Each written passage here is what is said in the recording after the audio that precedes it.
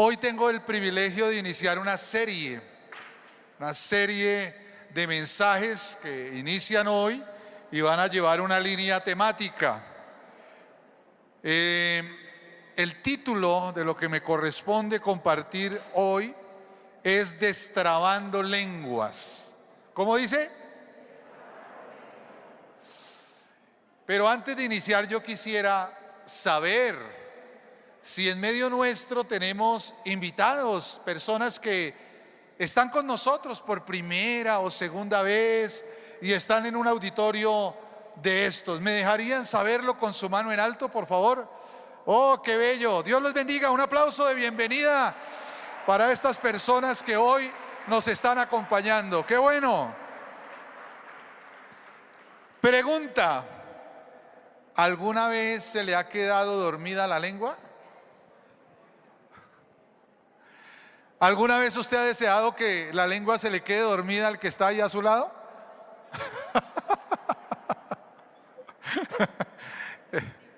A ver, pregunta bíblica. Ahora sí, esta es una bíblica. A ver quién me la responde. Dios le pegó la lengua a este profeta. Dios le pegó la lengua al paladar. ¿Quién? Nombre del profeta. Profeta Ezequiel. Con ese profeta Dios tuvo un trato bien especial. Si usted lee en todo el libro de Ezequiel, a Ezequiel Dios lo puso a dormir durante muchos días del lado derecho. Y para que no se moviera, él mismo lo amarró. Dios mismo. Luego lo puso a dormir del lado izquierdo. Bien interesante. Pero a Ezequiel Dios también, por señal profética, Dios dice allí en Ezequiel, le pegó la lengua al paladar. ¿Alguno quisiera de pronto un milagro de esa naturaleza? Porque hablan demasiado. Le pegó la lengua. Ahora, ¿por qué digo esto, iglesia? Porque parece, escuche bien, atiéndame bien, parece que muchos cristianos tienen la lengua pegada al paladar para compartir el evangelio. Yo les voy a hacer algunas preguntas retóricas. No me levante la mano, ni levante la mano por el de al lado, no. Solo pregúntese: ¿cuántos de los que están aquí en este auditorio han compartido de Jesús por lo menos una vez en lo que lleva de su vida cristiana? No, solamente sí, pregúntese. ¿Lo ha hecho? ¿Cuántos de los que están aquí por lo menos una vez han traído un invitado porque quiere que conozca el mensaje de Jesús? ¿Cuántos de los que están en este auditorio no comparten porque de pronto consideran que compartir de Jesús en un ambiente como el nuestro es un acto de proselitismo irrespetuoso? Porque va a llegar momentos en los cuales hay países donde están tratando de establecer normas donde prohíben que públicamente uno dé de pronto fe de Jesús, porque lo consideran como un atropello debido a que uno está considerando que tiene la verdad y la verdad que tiene el otro pues entonces es atropellada.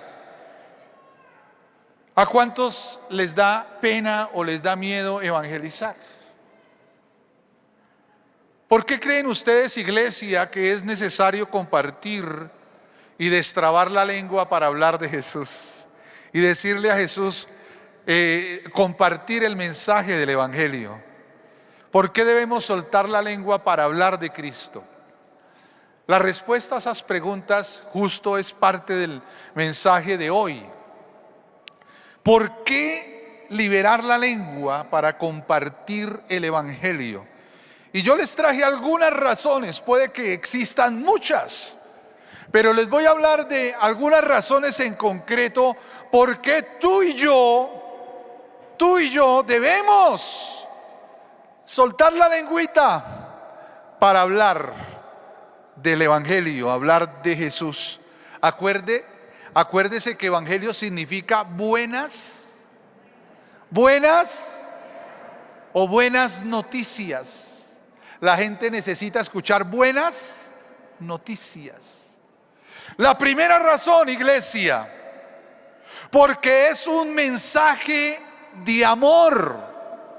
Porque es un mensaje ¿de qué? De amor.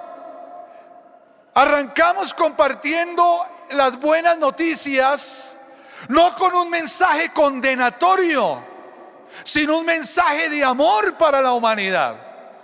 Juan 3:16 lo conocemos todos, porque de tal manera amó Dios al mundo que envió a su Hijo unigénito para que todo aquel que en él crea no se pierda, más que. Pero el verso 17 dice lo siguiente: porque no envió Dios a su Hijo al mundo para condenar al mundo, sino para que el mundo sea salvo por él. Ojo con ese mensaje. No envió a su Hijo a condenar al mundo, sino lo envió para que el mundo sea salvo. Pero luego dice: el que en él cree no es condenado, pero el que no cree ya ha sido condenado porque no ha creído en el nombre del unigénito Hijo de Dios. Usted me dirá: Juan Carlos, explíqueme eso. Me dice que no es condenatorio, pero el que no cree entonces es condenado. En últimas, entonces ¿qué? Explíquemelo, por favor. Claro que sí. La intención de Dios no es condenar al mundo. Por algo envió a su Hijo Jesús, para salvar al hombre pecador. La decisión de condenación no es de Dios. ¿De quién es? Del hombre que decide creer o no creer. Pero la oportunidad es para todos. Querida iglesia, la gente que está a su alrededor, sus amigos de la oficina, del trabajo, sus compañeros de la universidad, en el colegio, los vecinos, sus familiares, necesitan escuchar un mensaje de amor. Escuchar que Dios los ama a pesar de sus errores, a pesar de sus fallas, a pesar de sus heridas y raspones. Dios los ama. Eso dice la Biblia. El Evangelio es un mensaje de amor. Ese hombre que ha estado buscando llenar su vacío en relaciones inadecuadas, en vicios, necesita el mensaje de amor. Esa mujer que ha estado tal vez buscando llenar su corazón de afecto, brindándose o tratando de tener muchas relaciones afectivas, pero no encuentra. Ese muchacho que está a punto de tomar la mala decisión del suicidio porque considera que no es amado por nadie. El mundo necesita un mensaje de amor urgente, iglesia. Gente que necesita escuchar que hay alguien en el universo que se llama Dios, Jesucristo, que los ama. Y por eso es un deber nuestro compartir la palabra del Señor, porque ningún ser humano sobre la tierra, ni la persona que más lo ama a usted, puede llenar su vacío y su carencia de amor. Por más que su esposo o su novio o novia o papá o mamá los amen, nunca va a ser suficiente. Nunca vamos a poder llenarlo, porque somos nosotros limitados en amor. El único que puede amar verdaderamente y llenar el corazón del hombre se llama Jesucristo. Él es el único que puede llenar verdaderamente de amor el corazón. ¿Por qué tú y yo debemos compartir el mensaje? Porque es un mensaje ¿de qué? Que el mundo debe escuchar. Segunda razón, porque es un mensaje que invita al arrepentimiento. ¿Un mensaje que invita a qué? Claro. El mensaje del Evangelio es un llamado a arrepentirse. Hay una gran diferencia, iglesia, entre el remordimiento y el arrepentimiento. El remordimiento no pasa de sentirse mal por haber fallado. Usted dice, uy, pero qué rabia haber confiado en esa persona tantos años. Qué rabia, qué dolor haber fallado. Está remordido en la conciencia. Uy, pero qué dolor, pero yo por qué fui tan tonto, pero yo por qué me dejé llevar por esto, pero por qué le dije a mi esposo esto, por qué le dije esto a mis hijos. Pero usted se siente mal por haber tenido una mala actitud, pero hasta ahí no hay arrepentimiento. La palabra en el griego de arrepentimiento, la metanoia, habla de transformación, de metamorfosis, de cambio de dirección. Yo, cuando estaba muy joven, trabajé de mensajero y me tocaba de un lado al otro por Bogotá. Y un adolescente, imagínense, trabajando a ciertas horas del día, y me quedaba dormido en los buses cebolleros que me tocaba. En esa época eran los cebolleros, y me tocaba ir de un lado al otro. Y cuando me despertaba, iba al lugar equivocado. ¿Qué tal si yo me quedo en el bus allá diciendo, uy, qué rabia, ¿por qué me dormí? Uy, pero cómo soy de tonto, me voy a dormir acá. Uy, y no timbro para bajarme y coger el que es correcto. ¿Sabe que hay muchas personas que están haciendo eso en la vida? Solo dicen qué rabia, que uy, pero yo por qué actúo así, yo por qué me dejo llevar de las tentaciones, yo por qué soy dominado de los vicios. No, Dios no lo llama a remorderse, Dios lo llama a arrepentirse. El primer mensaje apostólico después de la venida del Pentecostés fue un mensaje de arrepentimiento. Si usted me acompaña a Hechos, el capítulo 2, versículo 38, Pedro, después de ser lleno del Espíritu, habló a la gente que lo escuchaba allí.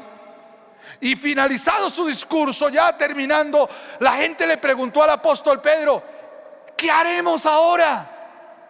Y lea conmigo lo que el apóstol Pedro le respondió. Verso 38 del capítulo 2 de Hechos.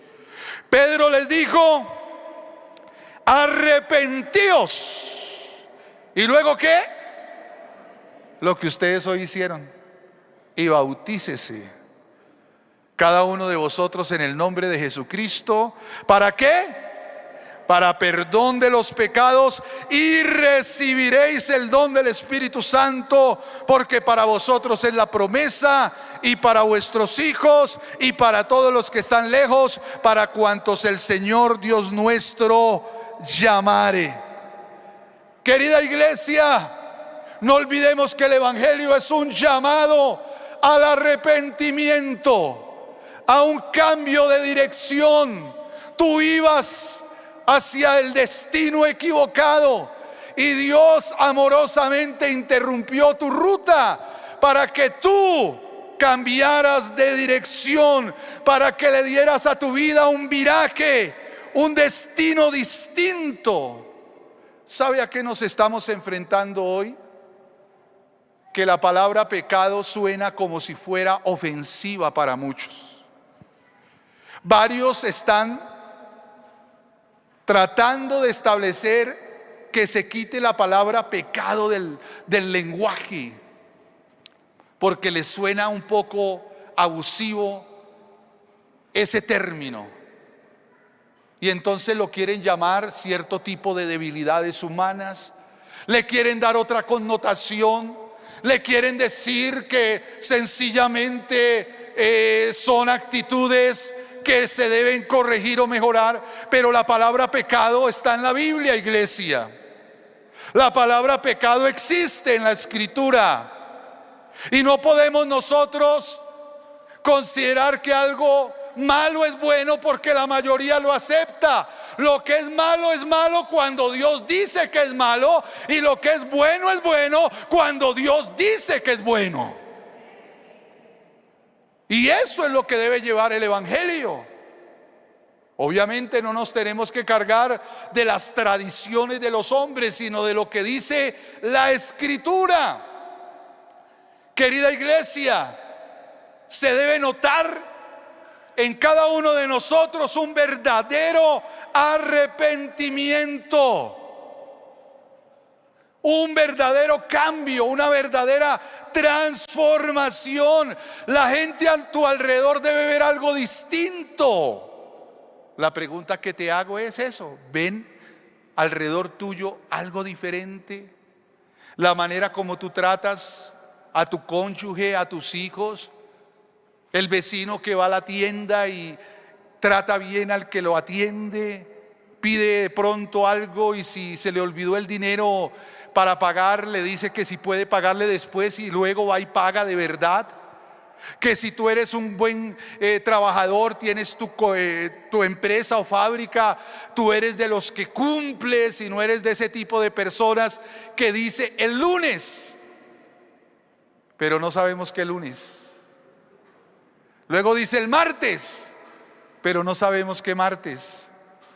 No, en nosotros se debe ver el arrepentimiento, se debe ver y se debe notar la transformación.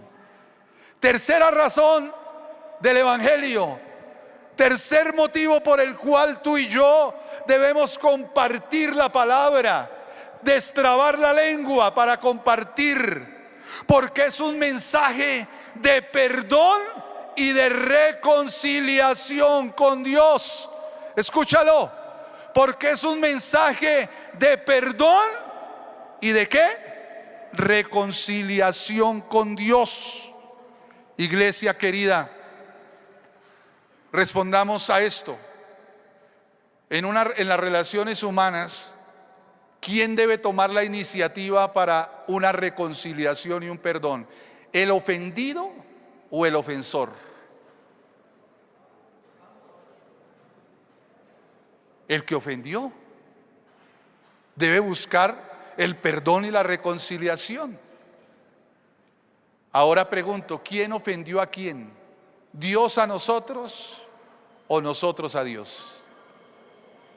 ¿Cómo? Nosotros ofendimos a Dios. Romanos dice que todos hemos pecado. Entonces hay una condición allí: tú y yo ofendimos a Dios. Involúcrate allí. Di conmigo: yo ofendí a Dios. Pero ¿quién ha buscado la reconciliación? Acompáñenme a 2 Corintios, el capítulo 5 y el versículo 20, por favor. 2 Corintios 5, 20. Y dice lo siguiente: así que somos embajadores. ¿Cuál es la función de un embajador? Representar diplomáticamente a un país en otro país. Tú eres embajador de Jesús, lo representas a Él. Pero mira lo que dice: como si Dios rogase por medio de nosotros, os rogamos en nombre de Cristo, reconciliaos con Dios. Iglesia, escúchelo. Como si Dios rogase por medio de nosotros. Pregunto, iglesia, ¿cuántos de ustedes se hicieron los rogados para aceptar a Jesús? ¿Cuántas personas le envió Dios o circunstancias antes de aceptar y usted se hacía el que no era con usted? Pregunto, ¿quién buscó a quién? Usted no vino acá que porque, ay, yo voy a decidir, ahora sí voy a esa iglesia a aceptar a Jesús, voy a cambiar de vida, decido. No, no se engañe. Usted no buscó a Dios. Dios en su amor eterno lo buscó para darle un nuevo estilo de vida y para reconciliarlo. Ahora, Él fue el que tomó la iniciativa, envió a Jesús, murió por ti y por mí, y luego nos encomienda a sus hijos ir al mundo a compartir el mensaje, casi que rogándole así es de que usted, cristiano, no se sienta mal si dice: oiga, qué gente tan rogada. Esto es peor que trabajar en un call center. ¿Alguna vez usted le ha colgado a los muchachos que llaman y lo llaman a ofrecerle: señor, usted es buena paga, usted tiene un historial, le queremos ofrecer? Perdónenme a alguno que trabaja en un call center acá, pero esa es su labor, ¿no? Y a veces uno dice: ay, qué pena, no lo puedo atender, estoy supremamente ocupado. Y sabe que hay gente que ha sido así.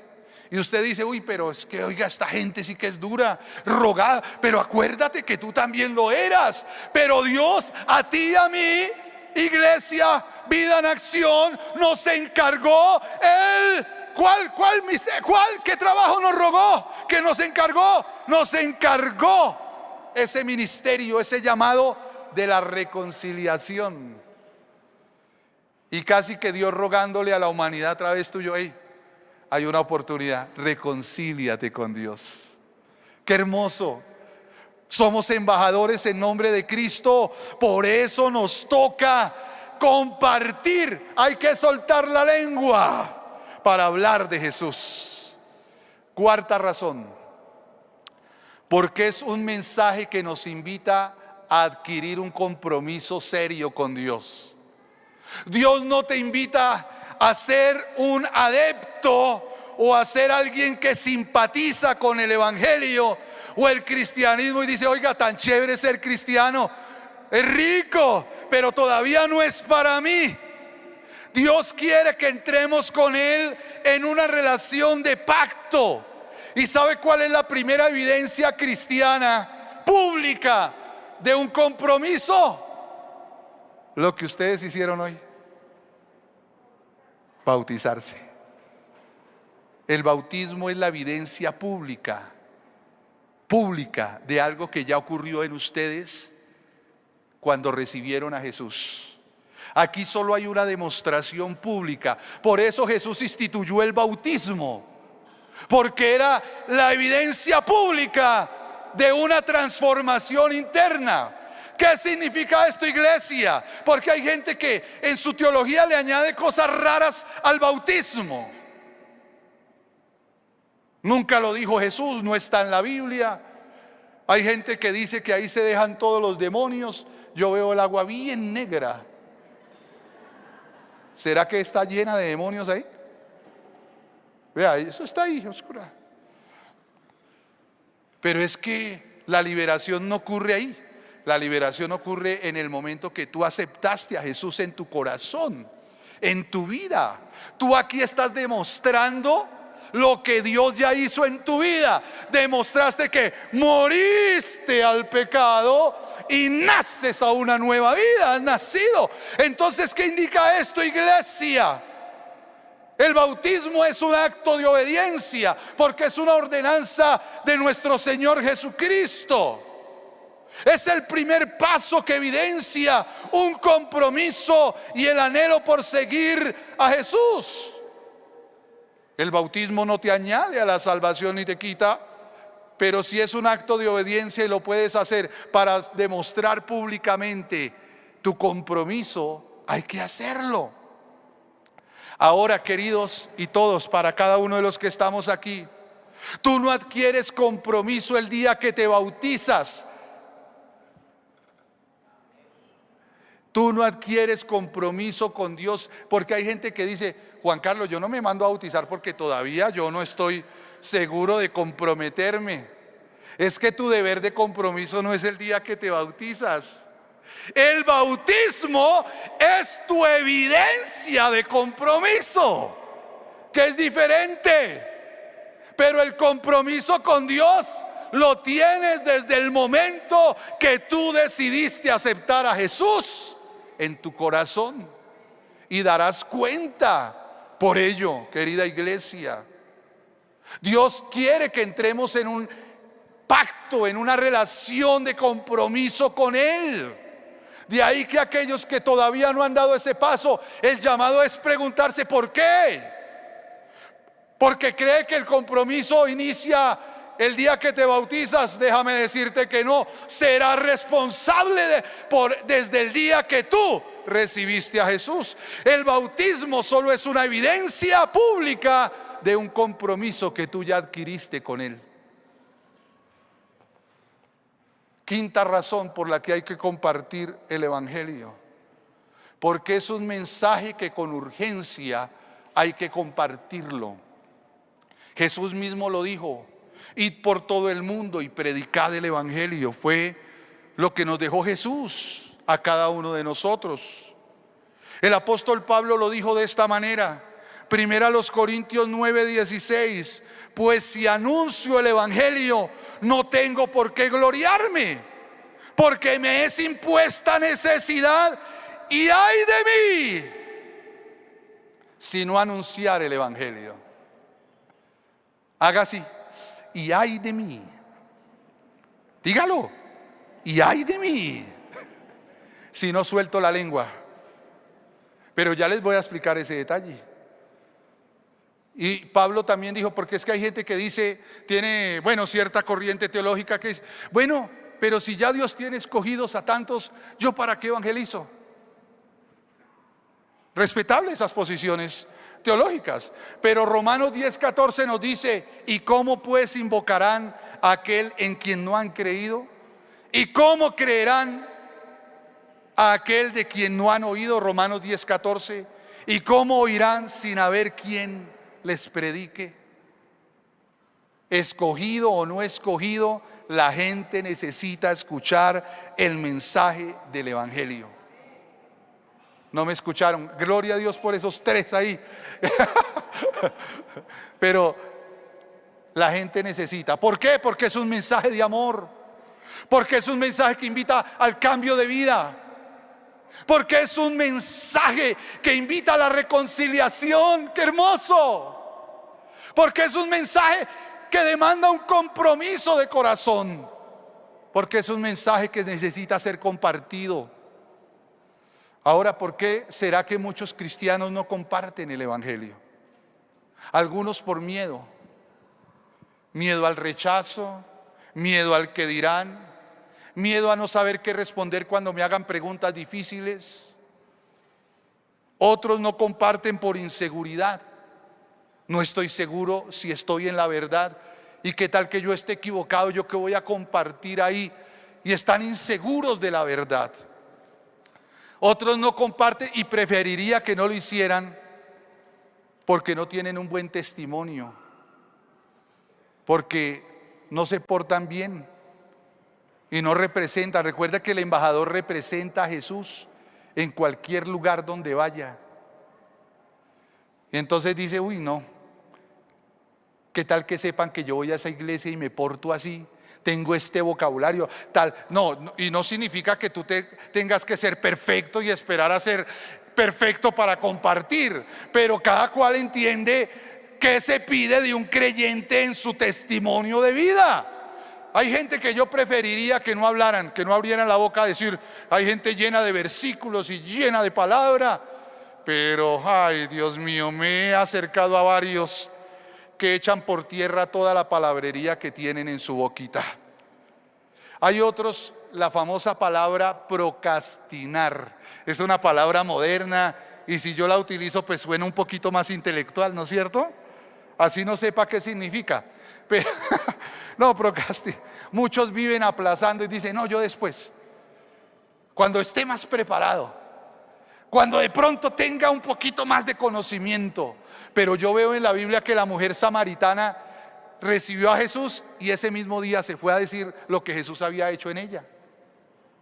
Jesús no dijo que para compartir tenemos que hacer entonces el seminario 1, 2, 3, gloria a Dios por los que estudian, que tenemos que tener la doctrina. No, sencillamente tú eres testigo de las maravillas que Jesús ha hecho en tu corazón. Y frente a eso, Dios puede usar. Si te puedes preparar, claro, prepárate, pero no esperes a estar más preparado que un cumis para compartir, porque es inminente compartir el evangelio. Hay otros que tienen la famosa frase: para eso hay gente en la iglesia, que lo hagan otros. ¿Yo para qué? Que lo hagan otros. Y hay otra consideración engañosa. Hay varios que he escuchado que dicen: ¿y para qué evangelizar si ya la gente conoce de Jesús? Hay medios masivos de comunicación, ya los medios están llenos de Jesús, ahora hay mensajes por todas partes. ¿Para qué me desgasto? Querida iglesia, podemos tener muchos pretextos y podemos tener muchas razones, pero probablemente no tenemos justificación para no hacerlo. ¿Qué debemos hacer? Primero orar, pedir de Dios fuerza, valentía. Dios no nos ha dado espíritu de cobardía, sino ¿de qué? De poder, de unción. Orar para pedir a Dios contactos celestiales, momentos oportunos por su providencia. Dios va a cruzar en tu ruta gente que necesita escuchar, en el avión, en el transporte público. En cualquier momento va a haber ocasiones, momentos celestiales para dejar una palabra sembrada, un acto de amor sencillo que conecte a la persona, una oración. Cuando mis compañeros de trabajo pasan por una tragedia, hace poquito murió el papá de un compañero, murió la esposa de otro.